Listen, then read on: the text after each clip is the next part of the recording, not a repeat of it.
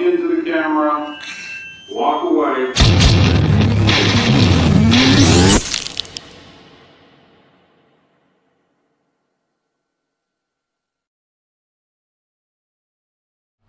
Each person is born to be happy, even if that person may be born in a time of difficulty. Though problems are inevitable, persons lift their hands and pray for guidance and resolve, while others resort to violence of the country's rulebook, which in the end leaves them handcuffed. Once a person gets handcuffed, it's pretty obvious that the person is being arrested by the police. Through the violation of law, the person voyages the path of shame to the court. With the help of justice, others may be freed, but some of them are left behind steel bars. Right now, we are here in Intramuros, a place where prisoners used to be imprisoned back in the Spanish colonization era. The Philippine National Hero Dr. Jose Rizal was once imprisoned here at Intramuros. A prisoner is sent to jail for a law that he or she has violated. Once they get imprisoned, they are forced to leave their families and friends behind. But beyond that, lies the real question. How do they deal with depression?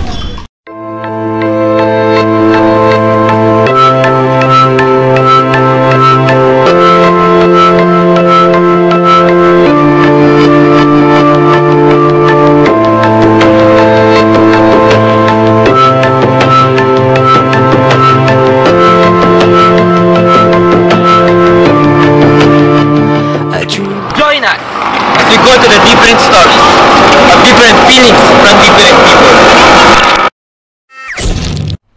Depression is a state of emotion where the individual has several of the following senses, feelings, or moods: downhearted, unhappy, anxious, irritable, unable to concentrate, socially withdrawn, empty inside, has inordinate fatigue, and reduced interest in activities which used to be fun, hopelessness, indecision, impaired sleep, misery, helplessness, confusion, monosyllabic speech, or abnormally quiet.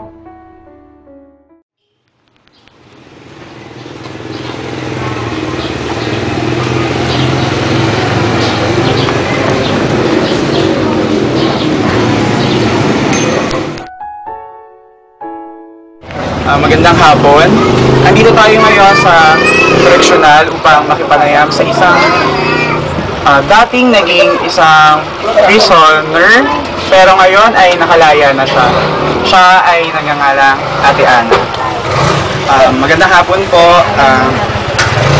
So, balikan po natin yung naging buhay nyo noon bago po tayo nakalaya. Bakit po kayo nakulong? Kasi yung kaso ko drugs, ngayon, nakabili sa asawa ko, ako napag-inalaan, napagbenta, na ako daw nagbenta. Nung nabutan ako sa bahay namin, nagpapatulog ako ng mga anak. Bigla na lang ako binitbit ng mga pulis. Pero, wala po talaga kayong kinalaman niyo sa Wala So, akong kinalaman. kasi po, dahil asawa niyo siya, so parang naibaling sa inyo yung kasalanan niyo. So, bago po kayo makulong ng mga oras na yun, sino po kayo? Isa ba kayong may bahay? Isa ba kayong anak? Sino po si Ate Ana? Ako yung si Ana, pero may sariling bahay ako. Nung ako dinampot ng pulis, dinaretso na ako sa police station. So, dati lang kayong isang ina na natural lang ang buhay, tapos napagbago ng dahil lamang sa pagkakakulong. Ayun po, nung nasa kulungan naman na po kayo, nung kinuha na kayo ng mga pulis, naiwalay sa pamilya, paano naman po naging buhay niyo sa kulungan? Umiiyak ako. Siyempre, anak ko, wala mag-asikaso sa kanila. Tapos, nagsisisi ako, bakit ako dinala, na wala akong kasalanan. Siyempre, isa po kayong ina, kaya nararamdaman niyo yung hirap na magpalayo sa mga anak. So, ano po, siyempre alam naman natin na kung makukulong at maiwalay ka sa pamilya, makakaranas kayo ng depresyon. Sa bilang na 1 to 10, anong number po na i-describe yung naramdaman yung kalungkutan na mapahiwalay sa pamilya at papunta po sa kulungan? Iyak lang ako ng iyak. Tapos naalala ko sila. Tapos hindi naman nila ako dinadalaw. Tapos nag-ano ako ng sarili ko kung paano ako mabubuhay sa kulungan. Nagdi-discarte ako. So sa mga nasabi ni ate, malalaman nating 10 talaga. 10 talaga yung rate kasi mahirap nga namang mahiwalay sa pamilya. Lalo pat nasabi ni ate Ana na hindi nga siya nadadalaw na ganun kadalas ng kanyang mga kapamilya. Pero nadalaw naman po ba kayo kahit isang beses? Nadalaw naman ako sa awa naman ng Diyos. Tapos natuwa ako kasi para akong nabunutan ng tinik. Kasi dahil ang tagal-tagal ko sa 8 taon, hindi nila ako dinadalaw. Years din pala. Nung dinalaw ako, ayun, hindi na ako natuwa.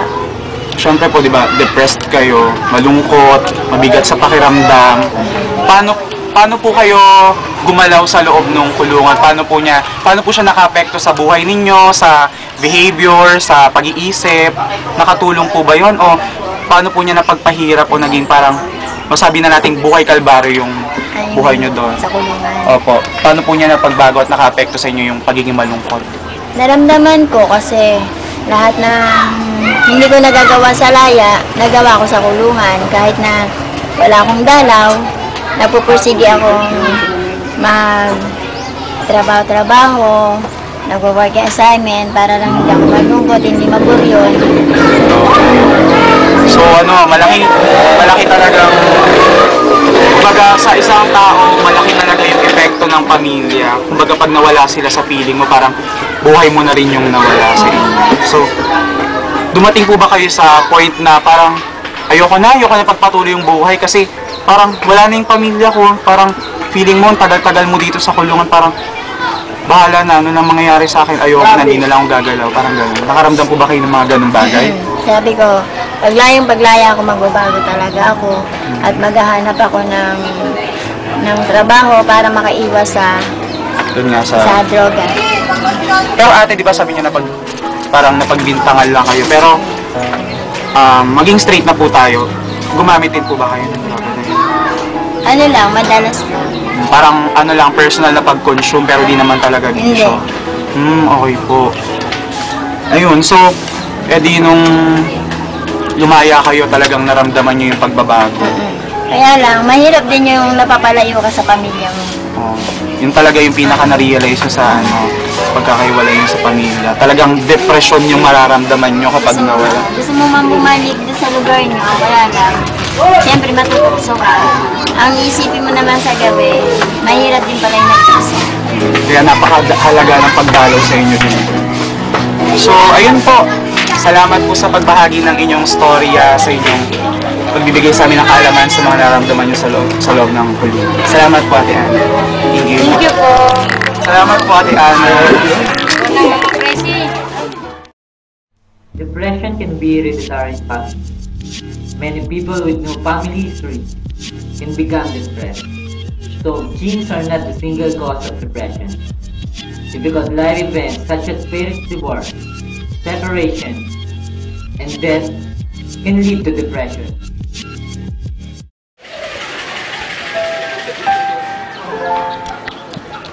At interviewin po natin ngayon si Ate Presi. Ate Presi,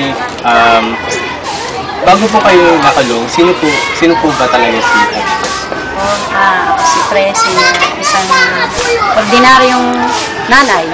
Nasa bahay lang. Before, kasi siyempre, alagaan yung mga bakit po kayo kasi nainganyo ako dun sa mga kaibigan ko kasi galing ako sa Italy. Tapos umuwi ako dito ng Pilipinas. Marami akong nakilalang ko. Nainganyo nila ako mag-business. So, sumali ako sa kanila. ano pong Business. Travel agents. paano po ito naging dahilan ng pagkaka? Ako yung nagma-marketing. Ako yung pumupunta sa amin. Kasi ako is international marketing. So, illegal po. Ano? Illegal.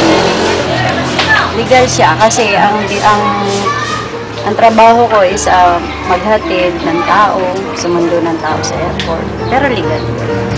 Eh, paano Paano ka nakulong? Siyempre, sa business, di ba, hindi mo naman mabubuo yung isang business kung mag-isa ka lang. Hindi mo naman masasabi na okay yung mga kasama mo. Kasi nandun ako sa abroad. Hindi ko naman alam na ginamit nila yung office ko para sila yung makapag-illegal. So that time, no, nandun sa abroad, hindi ko alam na marami na akong kaso rito. Kumbaga, hindi niyo po alam na inosente po kayo na Oo naman. illegal. Kasi ang cases ko is 106 counts. Yung moment po na hinuhuli na po kayo, ano pong buong baga po sa isip? Actually, hindi naman ako dito hinuli. Sa Malaysia pa lang kinulong na. So, syempre, ang tendency no, pag inakulong ka sa ibang bansa, lalo pag wala kang pamilya, parang totally nag-collapse na yung mundo mo. Kasi wala kang karamay doon. Actually, may karamay ka man doon. Embassy, lagi nila sinasabi, aminin mo na para gumaan yung kaso mo. Pero syempre sa sarili mo, hindi naman ganun kabigat ang kaso mo. Tsaka hindi ko sinasabi na wala akong kasalanan. Siguro may kasalanan din ako, pero kaya ako lumaban. Napakalaki ng binibintang nilang kaso sa akin. Ate, from the scale of 1 to 10, anong number po ng level ang depression na naramdaman? Siyempre, 10. Lalo ibang bansa ang pinanggalingan ko. Ay, wala po kayong kasama na. Wala. Kasi hindi ka naman take for granted na lang kung dalawin ka ng embassy. Dinala po kayo ng mga mahal niyo sa buhay? Wala sa abroad. Dito. Nung dinaport po kayo? Oo, sa LD. Gano'n po kahalaga yung pagdala po ng mga mahal? Siyempre, mahalaga yun kasi doon ka kumukuha ng kalakasan. So, hindi niyo naman po napag-isipan na sumuko, wala. Siguro kasi sabi nga natin, kung kilala mo si God, diba sabi nga, lahat ng bagay ibibigay yan sa'yo dahil kaya mo. Tsaka, sabi nga, yan yung pagsubok para maging matibay ka. Ate Presi, kung bibigyan po kayo ng pagkakataon na lumaya, ano pong gagawin? Siyempre, yung mga pagkukulang ko, that was 20 years na ginugol ko rito sa correctional. Kung kaya ko pang gagawin ko para hindi pa maging huli ang lahat. Salamat. Yun na yan. Salamat po. Part of the jail's rehabilitation services is providing psychological treatment, counseling mostly for inmates. The resident psychologist determines whether or not newly committed inmates are mentally fit. Then, keeps track of how inmates have coped with the life inside the jail. Some of the prisoners have difficulty in adjusting and they manifest delusional behavior. Others are completely unable to adjust and become mentally ill. The resident psychologist conducts all interviews, administers tests, and studies medical histories, but within a very limited time, unlike in private practitioners who conduct an early follow-up examination to come up with a conclusive report. Hindi nga! Wow! Para mag-interview ng isang prisoner, ito po si Ate Colette. Kulit si pangalan mo? So, Ate Colette, bakit po kayo nakulong? Kasi pumatay ako ng tao. So, matay po kayo ng tao. Bago po kayo makulong, sino po kayo? Isa po ba kayong mabuting may bahay, asawa, o isang mabuting anak? Mabait na anak. So, bakit nyo po nagawa yung... paano nyo po nagawa yung krimen nyo? Bakit nyo po nyo nagawa? Dala ng pagkakataon. Pagkakataon po. So, ano po yung pagkakataon na yun? Ayoko kasi na nakakita ng batang minamaltrato. So, siguro ako yung naging way para gumante doon sa isang tao na hindi naman niya kayang gumawa.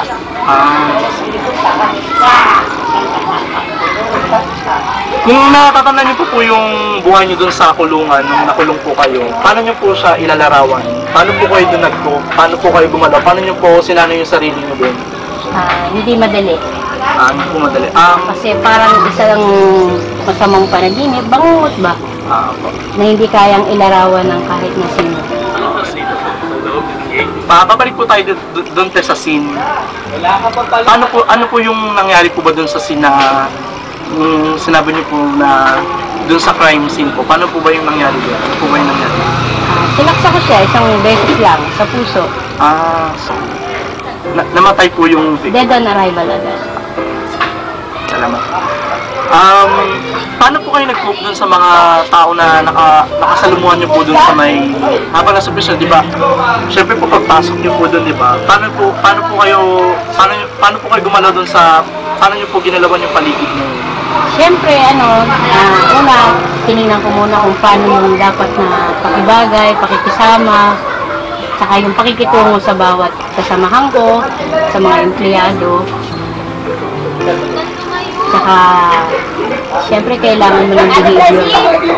Yung ugali mo sa labas, hindi mo na pwedeng dalhin dito sa loob kasi iba na yung patakaran sa labas, saka dito sa loob. So, nanguli lang po kayo sa kapamilya nun po? Hindi naman kasi actually lagi naman silang pumupunta sa akin para suportahan ako, bigyan na, at paramdam nila na kahit na nandito ako sa ibang lugar, sa ibang bahagi ng mundo, nandyan sila para sa akin, mag-alaga, at paramdam yung pagmamahal.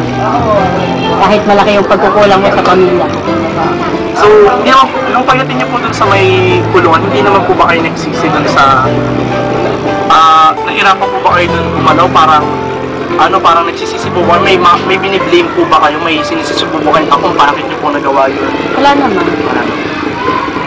Kung i-scale niyo po ng 1 to 10 yung level ng depression, syempre po di ba kahit pa paano malulungkot po kayo kung nasa kulungan kayo. Gaano po ka taas yung level ng depression? Siyempre nasa 10. Nasa 10 po. So ano po yung ginawa niyo para mapababa po yung level ng depression? Yung pakikipag-usap sa mga empleyado, paghingi ng advice sa mga religious officer, at saka sa mga taong makakapagbigay ng moral support sa akin para hindi naman ako hindi maging malayo yung mundong ginagalaw ko sa loob at saka sa labas. Nagkaroon naman po kayo ng mga kaibigan sa loob na kulungan niyo po? Oo, marami. Friends. Siyempre, nagkaroon din po ba kayo ng kaaway? Wala naman. Wala. Dumating na po ba kayo sa puntong gusto niyo pong parang gusto niyo pong sumuko dahil po masyadong down, na po kayo, parang down na po yung spirit niyo dahil sa depression? Hindi naman. Hindi naman po kayo, hindi niyo naman po nararamdaman. Kasi marami kami natin ng activities, yung mga gawain, saka yung mga nanay-nanaya na nagbibigay ng moral support sa amin. Hindi naman, wala naman. Speaking of activities, ano po yung mga activities na ginawa niyo? Marami, yung mga handicraft, tapos yung mga pag-attend ng mga gawain, mga fellowship, at saka yung pag-aaral din, kasi napagpatuloy namin yung pag-aaral dito. Meron kasing schooling din dito. So may bright side din po yung gaano po kahalaga ang pagdalaw ng mga kapamilya niyo po dun sa prisoner, dun po sa kulungan? Siyempre mahalaga. Halos kalahati ng buhay mo, sila yung hinahanap mo.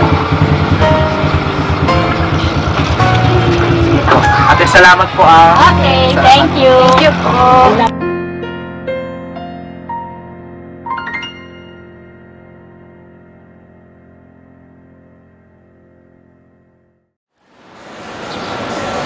From 3 prisoners we have interviewed, all of them gave 10. Obviously, prisoners need their family and co-inmates in order for them to lessen their depression. Prisoners aren't really that bad. Most of them are innocent of their crimes. These prisoners are judged by the society, but the truth is they don't know the real story.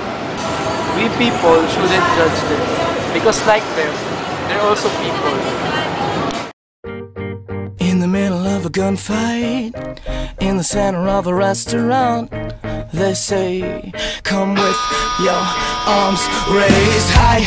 Well, they're never gonna get me, like a bullet through a flock of doves, to wage this war.